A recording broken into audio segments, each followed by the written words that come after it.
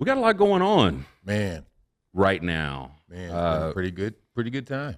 Most recently, Jaylen Brown catching a little, catching a little heat, a little flack. He feels like he's been disrespected again. Snubbed from Team USA. Do we feel like he's being blackballed? I'll open it to the gents. Do we feel like Jaylen Brown being blackballed from Team USA? I'll let the guests go first. Okay. Well, I'll speak on it. I don't think he's being blackballed in the sense of he's said some kind of stuff that has been documented on Twitter, that he said something about Nike. About Nike, yeah. And then what he said last night is not going to help his cause either. But I don't think that should be held against him because he was having a conversation.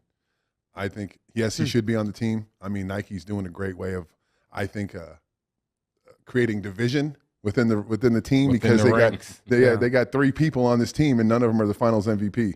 So, I mean, and getting deeper into it, I mean, he did make a pilgrimage right before he went to, so I was just like, that's a lot of optics that some people, may not. So I'm just saying that could be like way under it, but I just think that like there's no reason he should be on that team. He's a Finals MVP. Like, there's no excuse to. I get it, but putting Derek White on it, like, no disrespect to Derek White. For sure. No Great disrespect. player. Yeah. But like that's kind of a smack in the face if I'm Jaylen Brown. You're saying what he said last night being the lip reading that's gone a little viral? Hey, you got to know, that's on Jaylen Brown, honestly. You're the Finals MVP, and you're sitting next to, his lady who he's sitting next to. The cameras are going to be on you at all times. You got to be aware of that. He's sitting next to his lady and he's sitting next to Angel.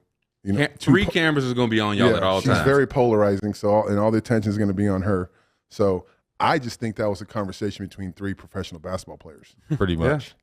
Yeah. I don't think it was such a big deal to be like, there's been think pieces and threads and all kinds of stuff. And I'm like, bro, he was just having a conversation with his lady and Angel Reese, who are 2 professional basketball players. Mm-hmm. Like, I don't care how beautiful they are. Like, they're still professional basketball players. Yeah. And he was having a conversation with them. So I don't think that he should have. That to me is like he's just having a conversation and just got caught on camera. But I get what all you guys are saying, but that's like telling the football coach, like, don't pick your nose. Like it's going to happen during the game, So yeah, just, for sure. To me, it's just like, But to your point about them all being professional basketball players, like, to me, I think this is a basketball thing why he's not on the roster. This is the 12th guy. Derek White is going to be cool being the 12th guy. That's true. Jaylen Brown, as he is showing right now, would not be cool Yeah. being the 12th guy. So I think it's as simple as that. I think you needed someone like D. White. I think you needed someone like Aaron Gordon. Like, he was a name in that mix that, he could be one of their backup 5-man if Embiid gets in foul trouble like he did in the Canada game. And, I mean, the tournament's going to be long. I was in Manila for the World Cup, and, like, they thought Jaren Jackson was going to be the dude, and he was not the dude in the front court. Right. So who knows? Like, as good as AD and Bam look and as good as Embiid looks, like, maybe someone gets hurt, maybe someone gets sick, who knows? Like, I thought maybe having another utility guy who could have played in the front court would have been interesting. But Derek can rebound. He can block shots like any guard we've ever seen. And he'll provide a presence up. Like, he'll be at a guard up positions that I think will be fine. But I think it's more about the 12th man thing more than anything else. Well, shit, I know for me, I wouldn't feel disrespected. I'm the East Coast MVP, Finals MVP. I just got paid $1 kajillion. Yeah. Man, I'm sitting on top of the world. This is a great summer for me. Look, and I got my summer off. Look, and I'm kind of happy they might not pick me because, like you just said, I got my summer off. Me and my lady, we go vacay somewhere for a couple months. For you know what I'm saying? And work-life come back. balance. Yeah, you know what I'm saying? So I don't see. I mean, it could be some things personal with him, of course. It could be one person saying this, saying that, whatever. He takes it personal, but hey, bro, I don't see how you feeling disrespected. You sitting on top of the world right now, man. Ain't nothing, and it ain't nothing nobody can say because everything that's happened is already fact. It's fact. Right. It ain't no opinion. It's fact. Yeah, that's true. I do wonder. And Jake, maybe what's KD's injury status? Because I thought, like, if KD doesn't come back, if he keeps not playing, that feels like Jaylen Brown's spot. But now that he's said this stuff against Nike, I don't know if the lip reading stuff against Bronny will hurt him as much. Yeah. But if the KD spot did open up, I don't even know if they would look his way now. I mean, he didn't do himself any favors if that event were to occur, which I think kind of goes to Sheed's point. Like, if I mean, I was there in the Eastern Conference Finals. I was there in the finals. He kept saying over and over again, I've taken all this disrespect for years and I don't care anymore.